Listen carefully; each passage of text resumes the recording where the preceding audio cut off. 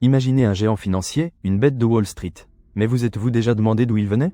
Aujourd'hui, nous allons démêler l'histoire de Morgan Stanley. Les origines dans la tempête. Nous sommes en 1935. La Grande Dépression secoue les États-Unis. La loi Glass-Steagall oblige la banque commerciale et la banque d'investissement à se séparer. J.P. Morgan & Co., un titan financier, est forcé de choisir. Henry S. Morgan, petit-fils du légendaire J.P. Morgan, avec Harold Stanley, décide de prendre un chemin audacieux. Le 16 septembre 1935, Morgan Stanley voit le jour. Un nouveau joueur dans un marché chancelant. Avec un capital initial de 6,6 millions de dollars et une poignée d'employés, l'entreprise se lance dans un monde d'incertitude. Mais ils avaient quelque chose de clé, la réputation et l'expérience de la famille Morgan. Les premiers pas dans un monde en guerre. Les premières années n'ont pas été faciles. La Seconde Guerre mondiale a éclipsé l'économie mondiale. Morgan Stanley, cependant, a trouvé son créneau. Elle a aidé les entreprises à financer la production de guerre. Après la guerre, l'économie s'est redressée.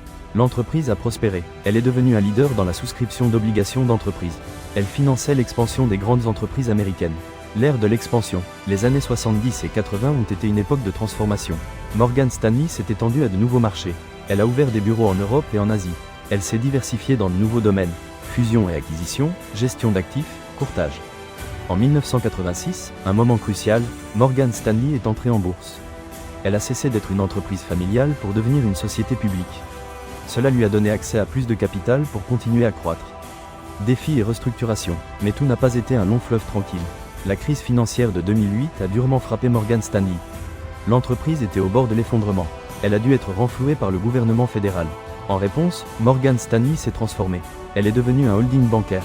Elle a renforcé son bilan. Elle s'est concentrée sur la gestion d'actifs et la banque d'investissement. Elle a appris de ses erreurs. Le mythe du code secret suisse. Et voici le mythe, la légende urbaine. On dit que, pendant des décennies, Morgan Stanley a maintenu un bureau secret en Suisse. Un lieu où étaient gérés des comptes opaques et où étaient gardés les secrets financiers des élites. Certains affirment que ce bureau opérait en marge de la loi, facilitant l'évasion fiscale et le blanchiment d'argent. D'autres le nient catégoriquement, le qualifiant de simple théorie conspirationniste. L'existence de ce bureau secret n'a jamais été prouvée. Mais la légende persiste, alimentée par l'aura de mystère qui entoure les grandes finances. Un rappel que, dans le monde de l'argent, la vérité et la fiction s'entrelacent souvent. Morgan Stanley aujourd'hui. Aujourd'hui, Morgan Stanley est l'une des principales entreprises de services financiers au monde. Elle a des bureaux dans plus de 40 pays. Elle gère des billions de dollars d'actifs.